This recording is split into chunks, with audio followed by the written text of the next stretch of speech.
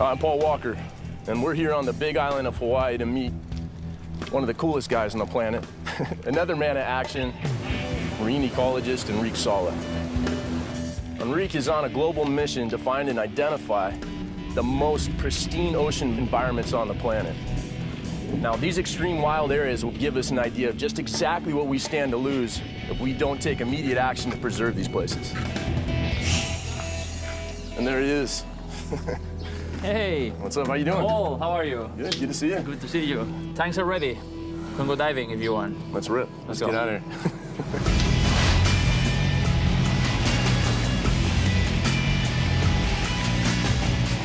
Enrique leads National Geographic's Pristine Seas expedition, supported in part by Davidoff Cool Water. On each one of these trips, he visits a remote, pristine, endangered area. So, I'm pretty much convinced that you got the better job. I don't know about that. I don't know. But how did you become an ocean explorer? By watching TV, watching Jacques Cousteau's documentaries when I was a kid growing up in Spain. That got me completely fascinated and obsessed about being an ocean explorer. Cool. What about you? What got you? Born and raised in Southern California. I was 3, 4 years old, and that first anemone, that first starfish, that first sea urchin, I was hooked. It was a passion that never died. Everyone's familiar with Hawaii, great place. But Pitcairn, why did you go to Pitcairn? Yeah, there is this romantic idea about Pitcairn, the mutiny on the Bounty, right?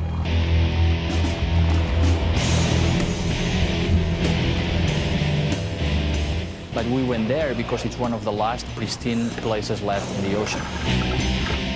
We had no idea what we were going to find at Pitcairn. And when we jumped in the water, we were completely amazed.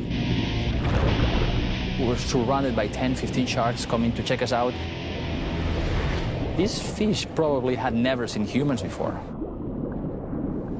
It was like getting in a time machine and going 500 years back. So after the expedition, we showed to the locals what we found, and they had no idea of the richness that they have underwater. So we proposed to them the creation of a large marine reserve to protect this place, and they voted unanimously to recommend to the British government the creation of what would be the largest marine reserve in the world. It would be the size of Alaska and California together. The final goal of these expeditions is to get these last pristine places protected, because right now they are not. They are still remote, but there is encroaching fishing pressure, and we want to get there to save these places forever. And now your latest exploration, that's in Chile, right? Where in Chile did you go? Oh, we went to the most fantastic place. We went to a place called the Desventuradas Islands, the Unfortunate Islands, which is basically 2 rocks 500 miles offshore. Before we went, there was not a single underwater photo of the place. So we didn't know exactly what we were going to find. We jumped in the water, and we couldn't believe how many fish were there. Schools of 1,000 yellowtail jacks, so many large fish, endangered sea lions. There is one species of sea lion that was thought to be extinct 100 years ago, and we found 5 individuals. But the most amazing thing, we found these monster lobsters, really the largest lobsters we've seen in our lives. 7 kilos, 14 pounds, untouched, unfished. I've never seen monsters like this before.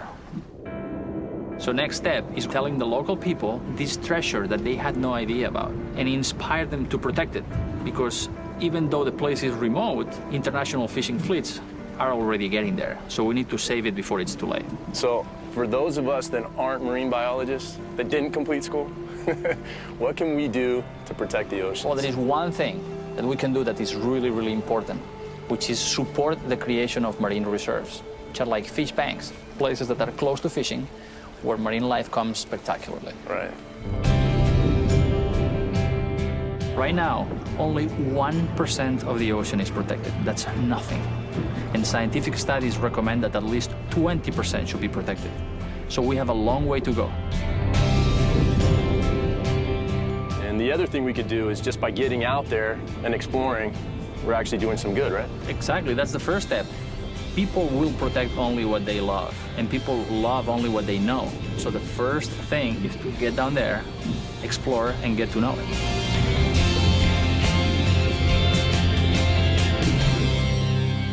figure out what more you can do to protect the oceans, visit love-the-ocean.com.